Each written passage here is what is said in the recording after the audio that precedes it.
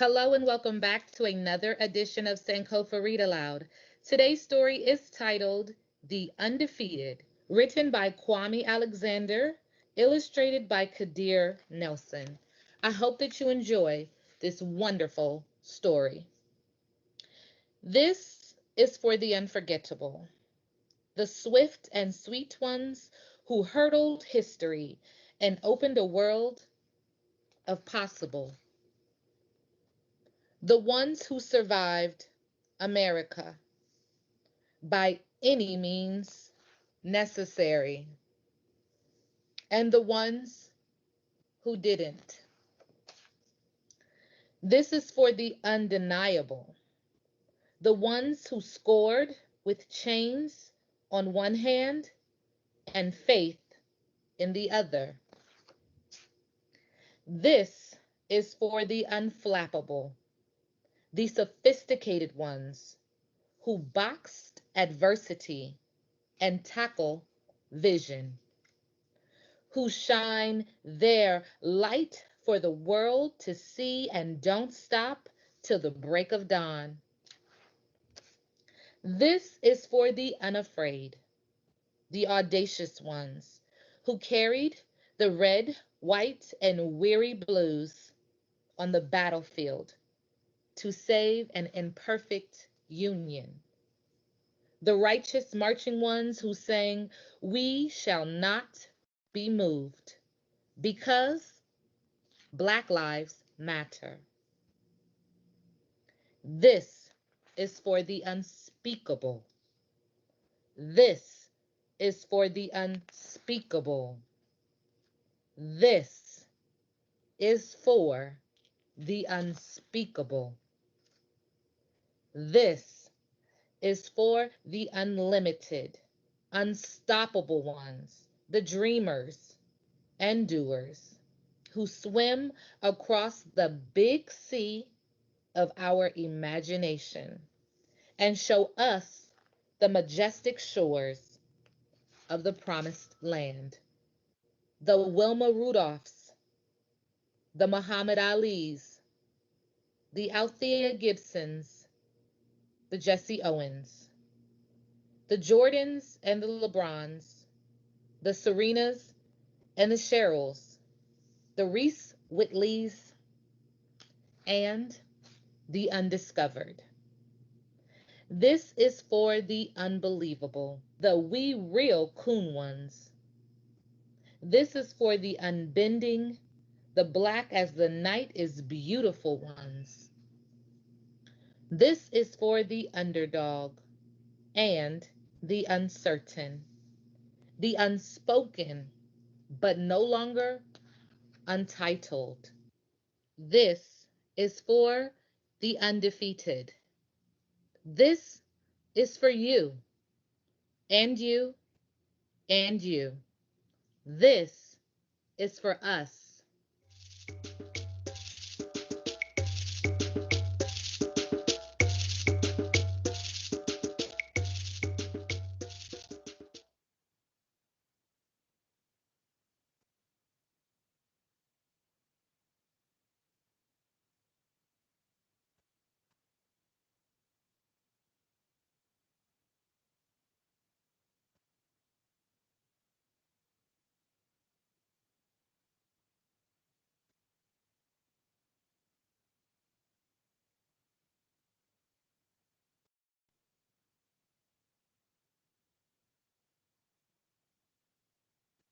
Welcome to Storybook Nanny. Subscribe for more books read aloud. Chrysanthemum by Kevin Hankes. The day she was born was the happiest day in her parents' lives. "She's perfect," said her mother. "Absolutely," said her father. And she was. She was absolutely perfect. "Her name must be everything she is," said her mother. "Her name must be absolutely perfect," said her father. And it was. Chrysanthemum. Her parents named her Chrysanthemum. Chrysanthemum grew and grew and grew. And when she was old enough to appreciate it, Chrysanthemum loved her name. She loved the way it sounded when her mother woke her up. She loved the way it sounded when her father called her for dinner. And she loved the way it sounded when she whispered it to herself in the bathroom mirror. Chrysanthemum, chrysanthemum, chrysanthemum. Chrysanthemum loved the way her name looked when it was written with ink on an envelope. She loved the way it looked when it was written with icing on her birthday cake. And she loved the way it looked when she wrote it herself with her fat orange crayon. Chrysanthemum, chrysanthemum, chrysanthemum. Chrysanthemum thought her name was absolutely perfect. And then she started school. On the first day, Chrysanthemum wore her sunniest dress and her brightest smile. She ran all the way. "Hooray!" said Chrysanthemum. "School!" But when Mrs. Chudd took roll call, everyone giggled upon hearing Chrysanthemum's name. "It's so long," said Joe. "It scarcely fits on your name tag," said Rita, pointing. "I'm named after my grandmother," said Victoria. "You're named after a flower." Chrysanthemum wilted. She did not think her name was absolutely perfect. She thought it was absolutely dreadful. The rest of the day was not much better. During nap time, Victoria raised her hand and informed Mrs. Chudd that Chrysanthemum's name was spelled with 13 letters. "That's exactly half as many letters as there are in the entire alphabet," Victoria explained. "Thank you for sharing that with us, Victoria," said Mrs. Chudd. "Now put your head down." "If I had a name like yours, I'd change it," Victoria said, as the students lined up to go home. "I wish I could," thought Chrysanthemum miserably. "Welcome home," said her mother. "Welcome home," said her father. "School is no place for me," said Chrysanthemum. "My name is too long. It scarcely fits on my name tag, and I'm named after a flower." "Oh, pish," said her mother. "Your name is beautiful, and precious, and priceless, and fascinating, and winsome," said her father. "It's everything you are," said her mother. "Absolutely perfect," said her father. Chrysanthemum felt much better after her favorite dinner, macaroni and cheese with ketchup, and an evening filled with hugs and kisses and parcheesi. That night, Chrysanthemum dreamed that her name was Jane. It was an extremely pleasant dream. The next morning, Chrysanthemum wore her most comfortable jumper. She walked to school as slowly as she could. She dragged her feet in the dirt. "Chrysanthemum, chrysanthemum, chrysanthemum," she wrote. "She even looks like a flower," said Victoria as Chrysanthemum entered the playground. "Let's pick her," said Rita, pointing. "Let's smell her," said Joe. Chrysanthemum wilted. She did not think her name was absolutely perfect. She thought it was absolutely dreadful. The rest of the day was not much better. During nap time, Victoria raised her hand and said, "A chrysanthemum is a flower. It lives in a garden with worms and other dirty things." "Thank you for sharing that with us, Victoria," said Mrs. Chudd. "Now put your head down." "I just cannot believe your name," Victoria said as the students lined up to go home. "Neither can I," thought Chrysanthemum miserably. "Welcome home," said her mother. "Welcome home," said her father.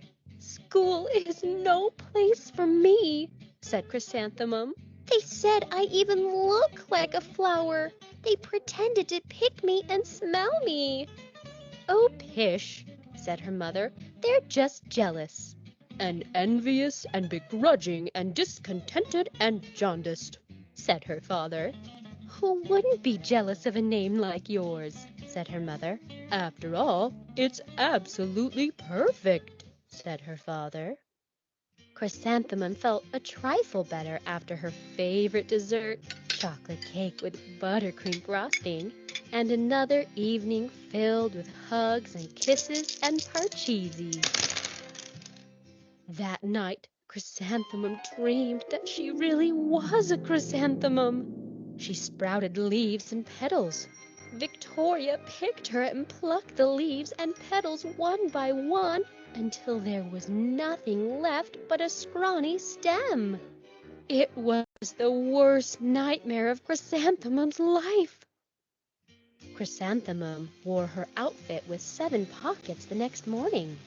She loaded the pockets with her most prized possessions and her good luck charms.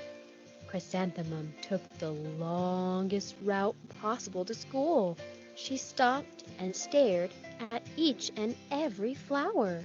"Chrysanthemum, chrysanthemum, chrysanthemum," the flowers seemed to say. That morning, the students were introduced to Mrs. Twinkle, the music teacher. Her voice was like something out of a dream, as was everything else about her. The students were speechless. They thought Mrs. Twinkle was an indescribable wonder. They went out of their way to make a nice impression. Mrs. Twinkle led the students in scales. Then she assigned roles for the class musical. Victoria was chosen as the dainty fairy queen. Rita was chosen as the spiffy butterfly princess. Jo was chosen as the all-important pixie messenger. And Chrysanthemum was chosen as a daisy. "Chrysanthemum's a daisy! Chrysanthemum's a daisy!" Jo, Rita, and Victoria chanted, thinking it was wildly funny. Chrysanthemum wilted. She did not think her name was absolutely perfect. She thought it was absolutely dreadful. "And what's so humorous?" asked Mrs. Twinkle. "Chrysanthemum," was the answer. "Her name is so long," said Jo. "It scarcely fits on her name tag," said Rita, pointing. "I'm named after my grandmother," said Victoria. "She's named after a flower." "My name is long," said Mrs. Twinkle. "It is?" said Jo. "My name would scarcely fit on a name tag," said Mrs. Twinkle. "It would?" said Rita, pointing. "And," said Mrs. Twinkle, "I'm named after a flower, too." "You are?" said Victoria. "Yes," said Mrs. Twinkle. "My name is Delphinium. Delphinium Twinkle. And if my baby is a girl, I'm considering Chrysanthemum as a name. I think it's absolutely perfect." Chrysanthemum could scarcely believe her ears. She blushed, she beamed, she bloomed. Chrysanthemum, chrysanthemum, chrysanthemum. Jo, Rita, and Victoria looked at Chrysanthemum longingly. "Call me Marigold," said Jo. "I'm Carnation," said Rita, pointing. "My name is Lily of the Valley," said Victoria. Chrysanthemum did not think her name was absolutely perfect. She knew it. Overall, the class musicale was a huge success. Chrysanthemum was absolutely perfect as a daisy. Victoria made the only mistake. She completely forgot her lines as the dainty fairy queen. Chrysanthemum thought it was wildly funny and she giggled throughout the entire dance of the flowers. Eventually, Mrs. Twinkle gave birth to a healthy baby girl, and of course, she named her Chrysanthemum. If you like these videos, support Storybook Nanny on Patreon.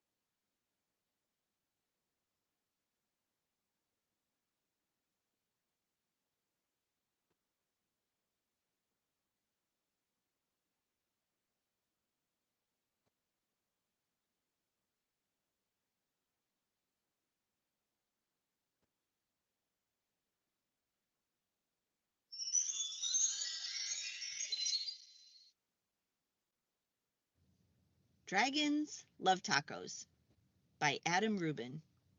Illustrated by Daniel Salmieri. Creatively read by Miss Jill. Hey kid, did you know that dragons love tacos? They love beef tacos and chicken tacos. They love really gigantic tacos and teeny little baby tacos as well. Why do dragons love tacos? Maybe it's the smell from the sizzling pan. Maybe it's the crunch of the crispy tortillas. Maybe it's a secret. Either way, if you want to make friends with dragons, tacos are key. Hey, dragon, why do you guys love tacos so much? But wait, as much as dragons love tacos, they hate spicy salsa even more. They hate spicy green salsa and spicy red salsa. They hate spicy chunky salsa and spicy smooth salsa. If the salsa is spicy at all, dragons can't stand it. Why do dragons hate spicy salsa? Well, just one drop of hot sauce makes the dragon's ears smoke. Just one single speck of hot pepper makes a dragon snort sparks. Spicy salsa gives dragons the tummy troubles. And when dragons get the tummy troubles, oh boy. If you want to make more tacos for dragons, keep the toppings mild. Tomatoes, lettuce, cheese. These are all good toppings for tacos for dragons. Hey dragon, how do you feel about spicy taco toppings? Dragons love parties. They like costume parties and pool parties.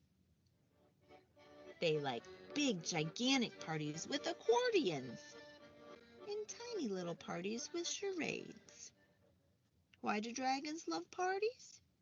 Maybe it's the conversation. Maybe it's the dancing. Maybe it's the comforting sound of a good friend's laughter. The only thing dragons love more than parties or tacos is taco parties. Taco parties are parties with lots of tacos. If you want to have some dragons over for a taco party, you'll need buckets of tacos, pantloads of tacos. The best way to judge is to get a boat and fill the boat with tacos. That's about how many tacos dragons need for a taco party. After all, dragons love tacos. Hey, dragon, are you excited for the big taco party? But just remember, dragons hate spicy salsa. Before you host your taco party with dragons, get rid of all the spicy salsa. In fact, bury the spicy salsa in the backyard so that dragons can't even find it. Whoa, these dragons love your taco party. They love the music, they love the decorations, they especially love the tacos. Congratulations!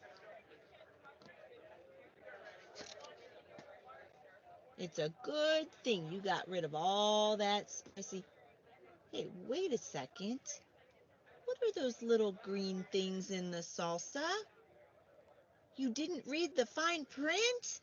Oh no, it says totally mild salsa, but really small. It says now with spicy jalapeno peppers. Oh, dragons, listen to me. Don't eat those tacos. Those little green specks in the salsa, those are jalapeno peppers, and they are super spicy. I know you love tacos, dragons, but you are not going to love these tacos. Don't let the dragons eat those tacos. Oh, ugh, too late.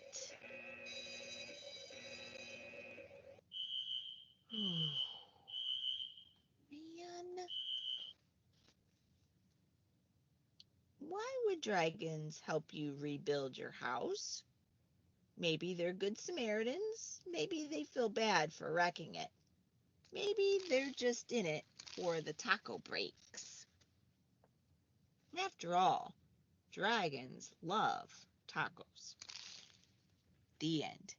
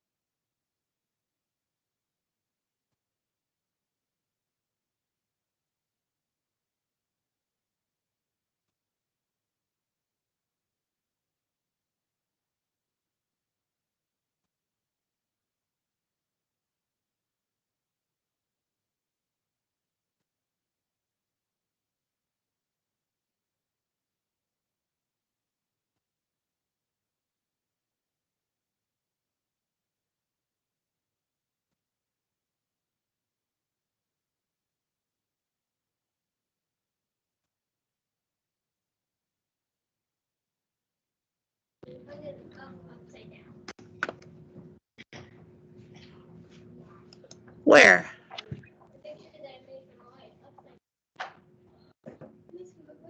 Okay, I'm just going to take it off the board, okay? I don't even know if you'll get to color it because, yeah.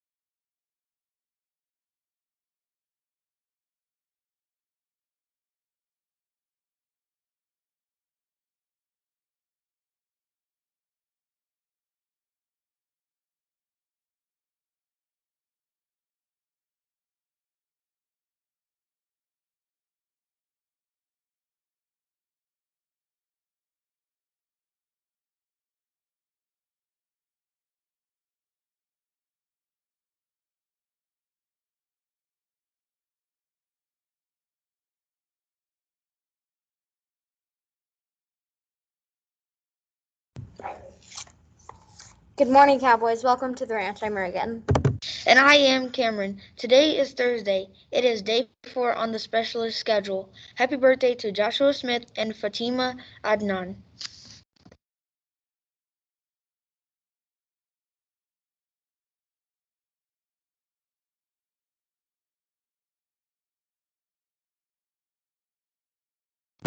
This is our 28th week of school. We have 14 weeks left in the school year. Please rise for the Pledge of Allegiance. You gotta rise for the pledge. I pledge allegiance to the flag of the United States of America and to the republic for which it stands, one nation, under God, indivisible, for liberty and justice for all. And now for the cowboy vow. I vow to be my best today in everything I do and say, by respecting myself and others too, being kind and responsible in all that I do. Using self-control as the number one rule, I'll make good choices for me and my school. These cowboy vows help me do all I can to achieve my goals and be all I am.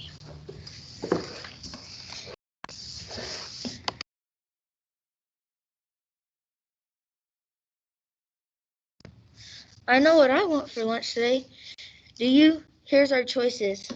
Chicken nuggets, sliced cucumbers and ranch, and stuffed shells with fruit. The quote of the day is, if opportunity doesn't knock, build a door. Milton Berle. The weather today will be a high of 69 and a low of 49.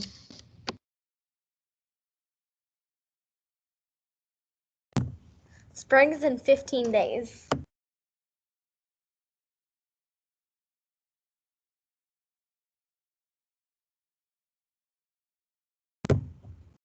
It's Read Across America Week, and March is National Reading Month. Each day we will be giving you a fact about Dr. Seuss. Did you know that Dr. Seuss became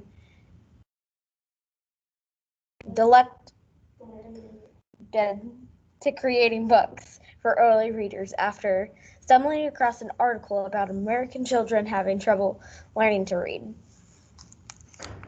Supposedly, Seuss would write and discard between 500 to 1,000 pages during the first draft of a picture book. He reportedly would write every day for 8 hours. Join us celebrating Dr. Seuss's birthday all week. Today is Thursday, Thing 1 and Thing 2 Thursday. In honor of the book Cat in the Hat, we're red and blue. Friday, Snoozy Friday. In honor of the book Sleep Book, wear pajamas. Teachers, please don't forget to send your attendance in. Don't forget Chick-fil-A night is tonight. That's our show. It's time for you guys to hit the books. Have a fantastic Thursday, Cowboys.